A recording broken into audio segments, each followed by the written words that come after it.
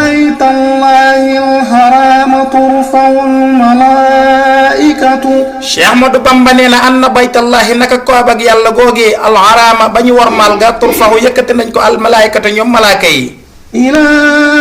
توبى وفيه رسول الله صلى nee na ilaa Touba jëme ko Touba wa fii nekk na ca biir kaaba googee rasulillahi yonent bi yàlla gi salla yàlla na ko yàlla dolli xéwal صلى الله تعالى عليه وسلم مع الأمين nee na sallallahu yàlla na ko yàlla dolli xéwal taala yàlla mi aji kawe alayhi ci moom yonent bi wasallama te dolli ko wóolu mahal amin ànd koog jibril alayhi salaamu وحي الله ويدعو فيه مههما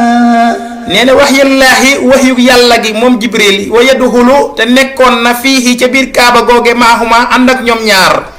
كاتب هذه الحروف مع الجميع nee na kaatibu aji bind haazil huruf yi la araf te muy Cheikh Ahmadou Bamba maha jami ànd koog mbooleem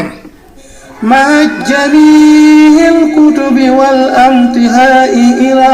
مقالق الذي nee na maha jameel kutubi ànd koog mboolem téere yi wàccoon wala amtihaay yi ak seeni bagage ilaa maqallihi jëme ko nag ca bërëbam ja foofee jumaa ji nekk allazi bërëb ba nga xamante nii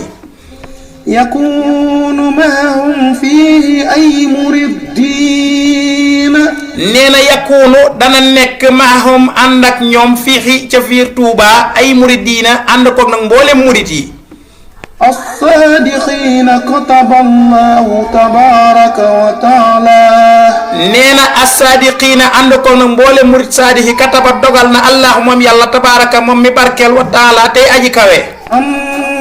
كاتب هذه الحروف أمنه nee na am na kaatiba nag aji ki nga xamante moo bind haazil huruf yi la arab amannahu wóoluloo na ko moom yàlla أمنه الله تبارك وتعالى مما لا يودي إلى nee na amannahu llahu yàlla wóoluloo na ko tabaaraka moom mi barkeel wa taala tey aji kawe mimma ci lépp loo xamante ni waddi du jooxe ilaa jëm ci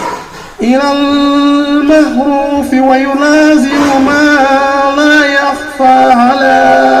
nee na ilal maxroofi ci ak yiw wala yu laazimu te dina taqoo ak moom sëriñ bi maa lépp loo xamante ne laa yaxfa nëbbuwul ala jëm ci yàlla على الله تبارك وتعالى هبل هذه الليلة nee na alallaahi jëm ci yàlla tabaaraka moom mi barkeel wa taala tey aji kawe xabla lu jiitu nag haasihi laylati ci bii guddi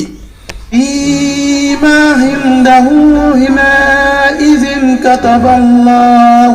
nee na fii maa ca la nga xamante ne nekk na xindahoo fa moom yàlla xinaa isin ci jamono yooyee kataba dogal na moom yàlla allahu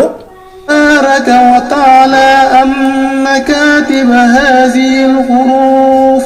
nee na tabaaraka moom mi barkeel wa taala tey aji kawe am na kaatiba naka ki nga xamante ne moo bind haasihi yi la xuruuf yi la araf هذه الحروف يجاور الله تبارك وتعالى nee na haazil xuruuf ki bind yi la araf yu jaawiru dëkkaale na ak allahu moom yàlla fii ci àdduna tabaaraka te barkeel na wa taala tey aji kawe في دفع والجلب 400 nee na fii daf yi ci jiñ maanaam ci puus wal jal bi nee na ak ci bijji maanaam ci ñoddi arbaxiina ci toll ak ñeenti téeméer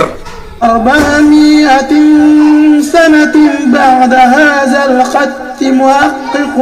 من nee na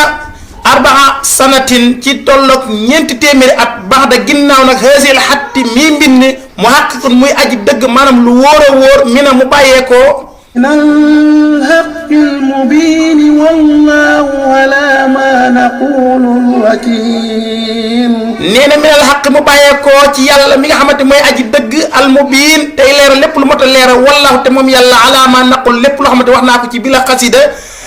wakiil nee na aji seede la ko aji gis la ko man Cheikh Ahmadou Bamba Xaadim Rasul